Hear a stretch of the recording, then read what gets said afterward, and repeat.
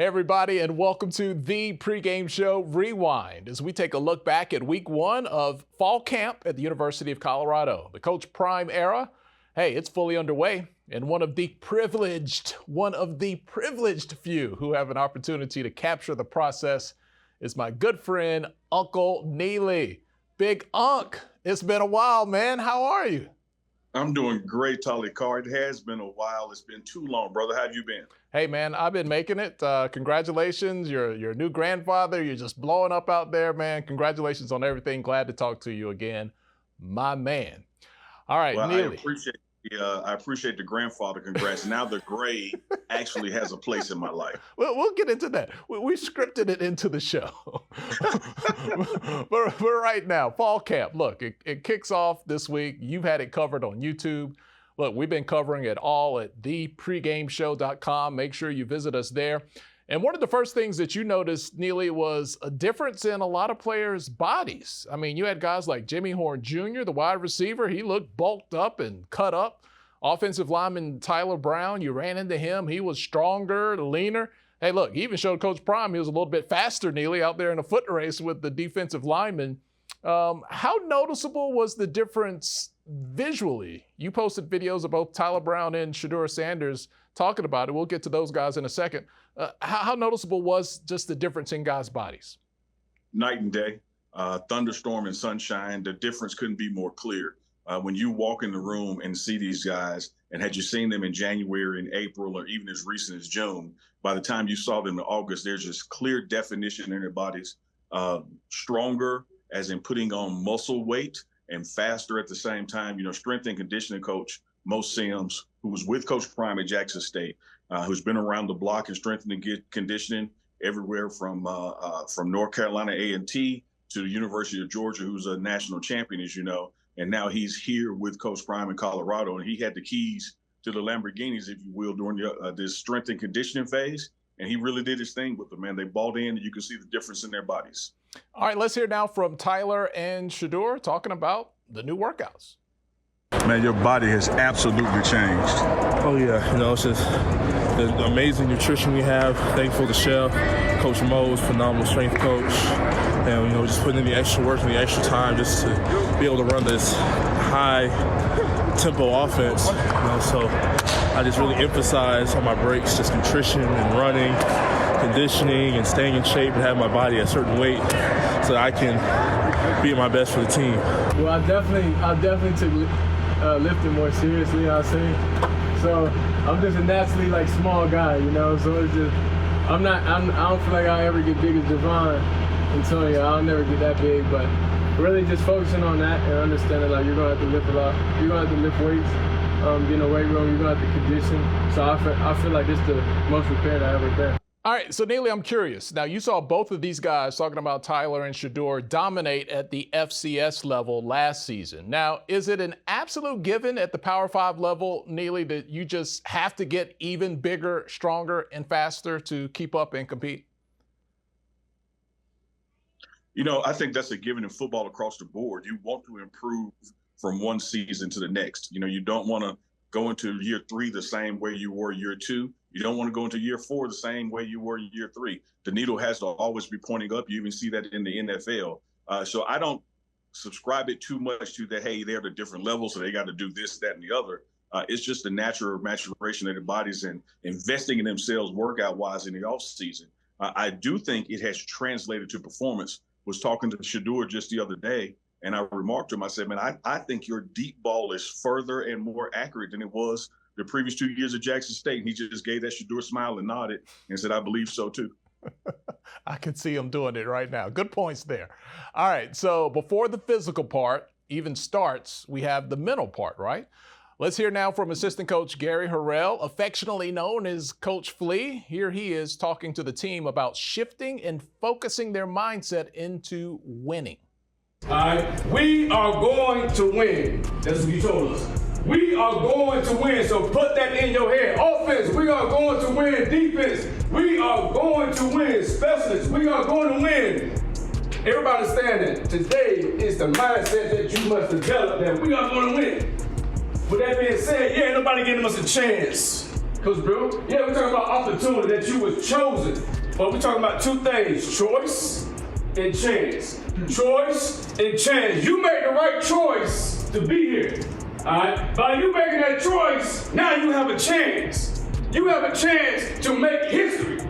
But every single day, you got to make that choice. Tomorrow, to win every rep.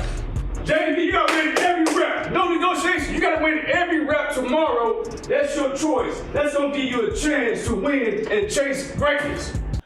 All right, Neely, so they're talking, mental preparation on the very first day, and that was a pretty direct approach to visualizing success. Look, there was no aromatherapy in the room, no lemongrass and a harp in the background. That was man-to-man talk right there to start off camp. Yeah, and it starts at the top with Coach Prime. He will tell you guys that I believe is not just a mantra, it's not a sound bite, it's not just a slogan on the walls in the hallways, that he truly believes that this team is built to win, and not win in a rebuilding fashion where it's a couple of years from now, but to rebuild in a fashion where we win immediately, taking nothing for granted, that we can't do this right now, that we have to wait until we get certain pieces or get better players. The I believe means I believe it's going to happen right now. So when you hear Coach Flea talking to those guys about the mental aspect of it, it's the same thing that Coach Prime is talking about. You've got to believe it for this thing to happen.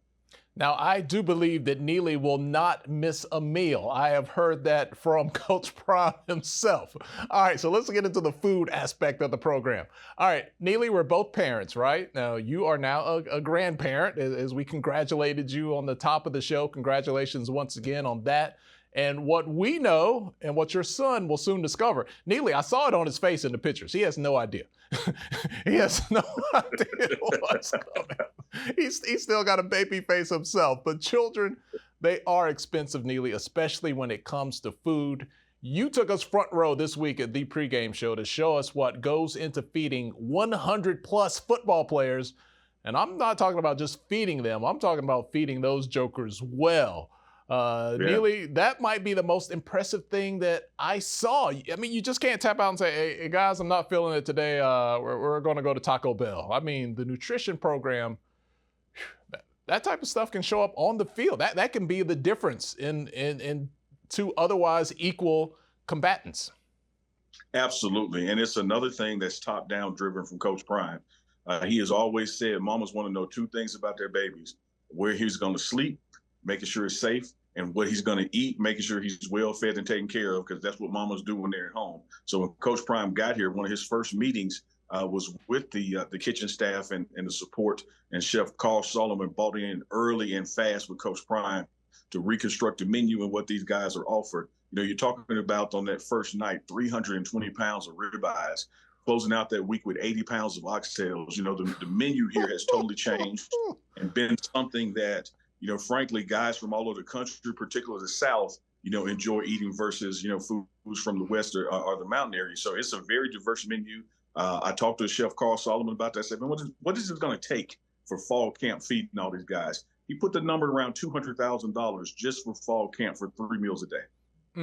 Make sure you check out that full video at the Pregame Show YouTube channel. 320 pounds of sirloin. I mean, if Neely hadn't have been there, they might could have got away with 315, but they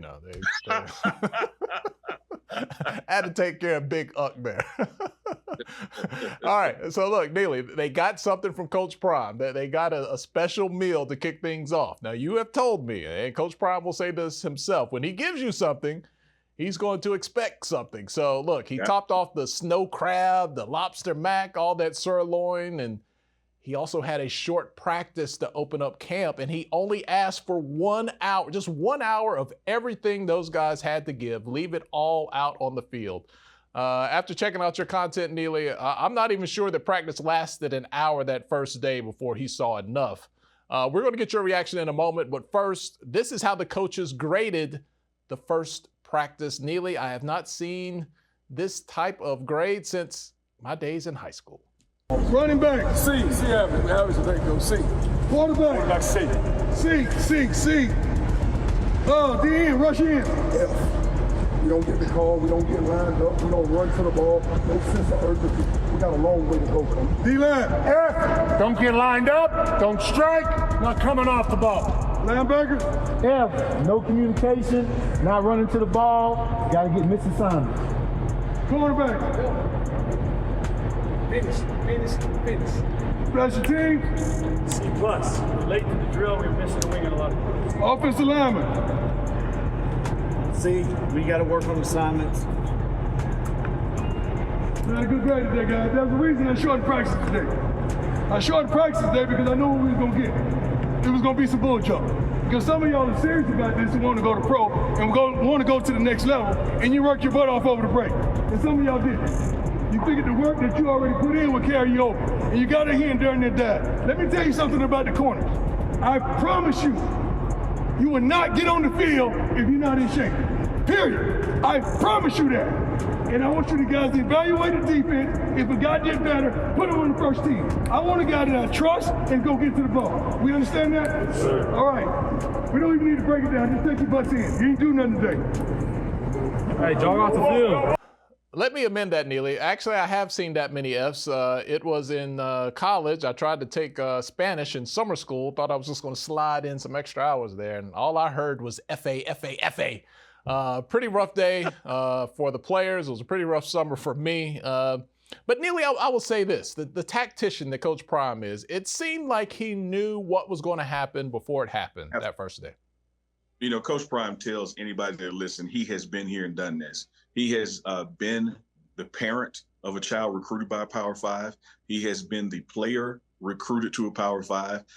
He has been a coach now at a Power 5 and also transcended to the NFL. And hey, coincidentally, it's his 12th year anniversary of going to the Hall of Fame. So he knows what happens in the dynamics of football. And he knew for a fact, everybody's not going to show up day one ready to give it their all. So why risk, a hamstring pull and injury? Let me ease these guys back into it.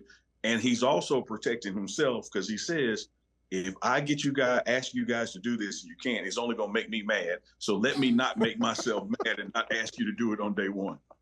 Another thing your son is going to learn. you just got to ease it in there with the kids, man. I'm going through potty training right now, and I'm like, you know what? I got to get my mind right. All right. Yeah, they're going to fail. Yes. And it will smell, a fail and a smell.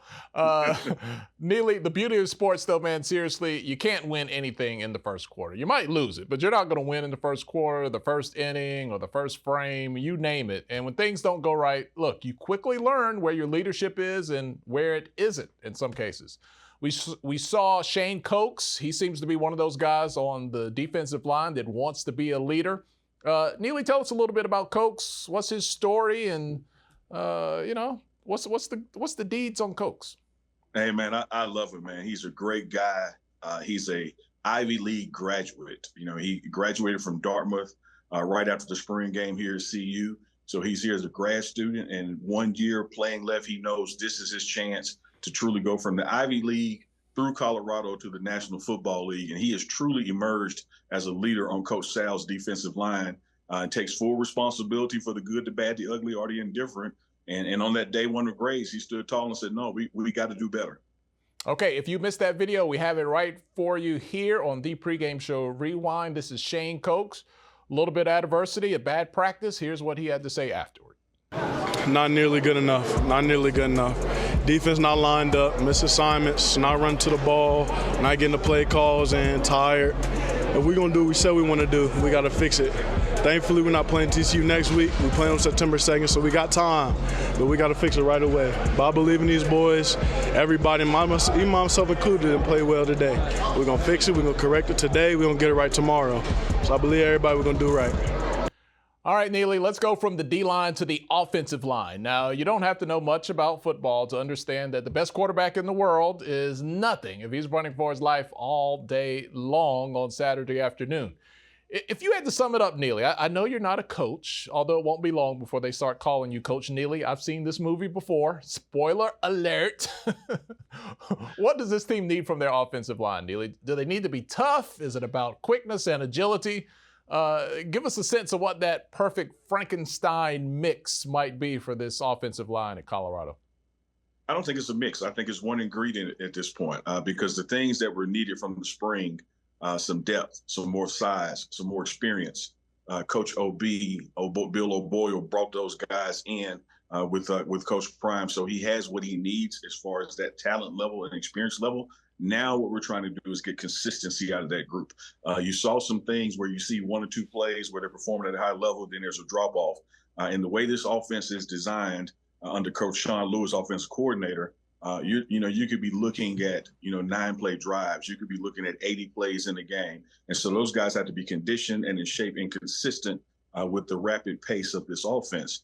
So I think they're gonna kind of kick the tires a little bit this first week, going to week 2 with the arrow pointing up. Do the same things with week 3 and 4, so you're peaking as you go into Fort Worth, Texas, to take on TCU. Talk to Shedeur Sanders about those guys, and he likes them. And hell, if he likes them, who am I to not like them? He trusts them. He understands that there are moments that he knows what to say to them to get a little bit more out of them on this particular play versus that one. So they're building some good camaraderie and good communication. And that's what it takes between a QB and his offensive line is trust. All right, you brought up Shedeur Sanders. Let's hear from him and Coach O'Boyle as they talk about the offensive line early on at Colorado. A lot of missed assignments already, so a lot of stuff to clean up, which is a good thing, stuff to learn off of. We finally got tape, so we'll be able to watch it together and clean up all of our mistakes, get better. What about your units conditioning? How'd they look?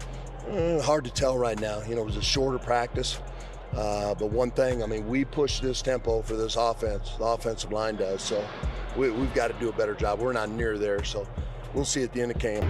Well, I feel like they're good. We're not in full pads yet, so I can't even cap you down and lie to you, but I feel like they're solid guys, though. I'm excited to be around them. When I'm standing around them, I feel protected. So going in practice, going against the ones, going against the D-line that we have is going to be extremely good, but I don't really think the D-line is going to matter too much how much we tempo, so that's all that matters. We can put anybody out there. All right, Neely, I don't know these guys nearly as good as you. I think in another life, Coach O'Boyle would be like the perfect sailor. He just seems like a guy like right off the flat top, in the Navy, man. That's the vibes he gives off to me. Tom, you got to understand my mind. I grew up reading comic books. I grew up watching TV, waiting on mom and dad to get home. And so when I say this, it's a complete compliment because I love Coach OB. But if you take Ben Grimm, the Thing from Fantastic Four, and you take Sam the Eagle from the Muppet Show, and you force them together, you get Bill O'Boyle because he is no nonsense. It's clobbering time, as the Thing used to say. And he always has that scowl like Sam the Eagle, like, hey, what are these guys doing running around playing? Sam always looked at the Muppet Show like, what the hell is going on here? We need to be working. And I love that about Coach OB. Hey, look, man, they got a writer's strike. You might have just came up with the new AI-generated show, The Muppets Meet the Fantastic Four, only from the mind of Uncle Neely. I grew up on TV, man. Everything is TV or music. I'm with you. And nobody raps on Facebook like you do.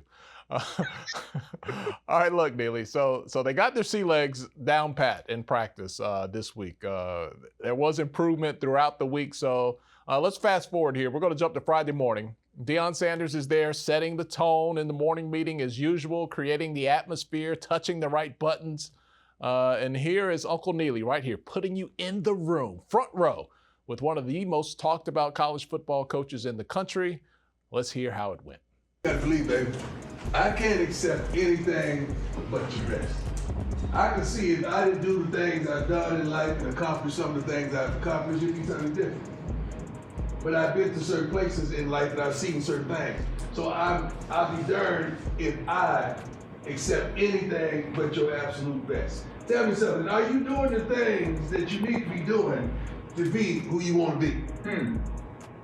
Are you doing the things that you need to be doing to be who you want to be? Not just when we're watching you, when you ain't in the building. Because you're telling us you want to be this, but you're showing us you're still that. You telling me you want to be him, but you showing me you hurt. Now help me, because I'm not going to accept anything but your best. But nobody can answer that question but you. But see, the thing about this world is filled with a multitude of people that want the chance that you have. You know how many people would even pay to be sitting where you're sitting. Some people in here are paying to be sitting amongst you. and you taking this opportunity for granted. Time don't stop for nobody. All right, so Neely, getting the players pumped up. You're there. Now, you don't have to go out and hit anyone. You just have to eat lobster and mac and sirloin whenever you get a chance. You're not getting critiqued for anything, but I'm always curious, behind the scenes, do you find yourself getting wrapped up in the motivation and the emotion that's just present there in the room every morning? Absolutely. Sometimes I'm standing there recording, and Coach Prime is asking the team, a question, as he's pumped them up. And you will hear on my recording me chiming in with the team when I really should just be quiet and recording. But, he's like, do you believe? I'm like, I believe. I'm pumped and ready to go, man. He is a master motivator, a very articulate and master communicator. He knows what to say to people to get the most out of them for that moment, even math-wise. He talks about, hey, guys, I just need 60 minutes. Well, the truth is they're out there warming up before the clock starts on the 60 minutes. Practice is still a little longer than 60 minutes, but he gets them to look at it differently. He'll tell them, hey, man, the average football play, is 6 seconds. And you only got to do 10 plays a day when we get to that part of practice. If you ain't got 60, who can't give me 60 seconds? Well, when you look at it that way, it's so simple, but it's he's getting them to not look at the totality of it, but just focus on the moment and the task at hand, and it works every day. All right, so you see practice every day. You see things that, obviously you can't show us and bring us to YouTube. You can't show us everything. But did you see progression from, Tuesday to Friday? Did you see things like, tangibly getting better out there? Absolutely, especially with the defense. In most programs, be it NFL, college, or even high school, this is the time of the year where the defense is well ahead of the offense. Well, in this situation, with Shedeur having worked out with his receivers during their off time, doing personal private workouts, they came to camp a little more on the same page than the defense. So those first couple of practices, the offense, in my mind, was winning the practice if you were scoring it. But when you look at the back half of the week, particularly on practice 4, the defense is catching up and holding their own and communicating better and getting deeper into their scheme. So you can see improvement in the arrow pointing up. Now, one thing about that, Tolly, is September 2nd, that first game against TCU, is a fixed date. Every moment, every play, every practice gets us closer to that. So you always want that arrow pointing up each day. And I think that's what's happened this past first week. All right, so on Friday, Neely, the media had the opportunity to talk to Deion Sanders in a formal press conference environment. Of course, that's going to bring everyone on the campus from the surrounding area. It was a crazy week on the news front with storylines. You had several schools switching conferences, and this is all following in the footsteps of Colorado, who had already announced their jump to the Big 12 coming up. Coach Prime talked about that. And as always, he kept it what? He kept it what, Neely? A thou wow, not just 100, a thou wow. A thou wow. Let's hear from Coach Prime when the question was asked. What craziness you talking about? Well, just different teams moving. Man, I don't care about no different teams moving. We trying to win, man. I don't care where we play. Okay. I don't care what conference, who we're playing against. We're trying to win. All this is about money. You know that. It's about a bag. Everybody's chasing the bag. Then you get mad at the players when they chase it. How is that? How do the grown-ups get mad at the players when they chasing it when the colleges are chasing it? Yeah, that's true. I know that's true. Couple more teams moving today. I mean, it's crazy. Yeah, same teams are talking about us, right?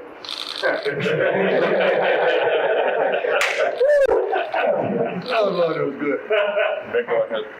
All right, so his favorite thing, chasing the bag. He loves to remind people at the end of the day, it's all about chasing the bag. That's what it boils down to.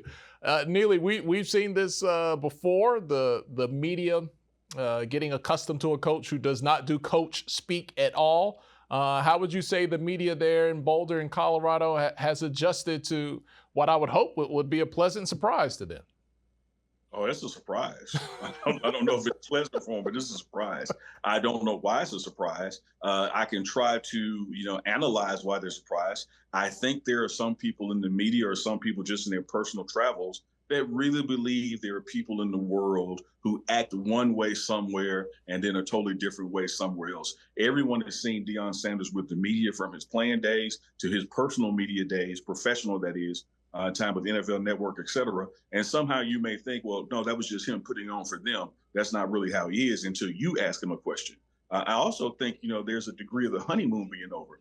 There are people in this very building, be they support staff or even coaches who are first-time working with Coach Prime. They have no idea how he changes the closer you get to a real football game or into the season.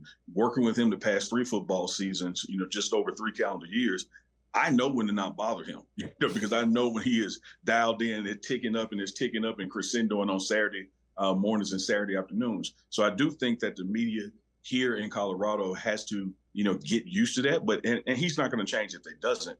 One of the things that stuck out to me is he continues to get questioned as if he's not qualified to be the head coach. You get those veiled kind of, well, aren't you glad you got this guy as an assistant coach? Or, how involved are you in the practices? I'm sure you're not that involved.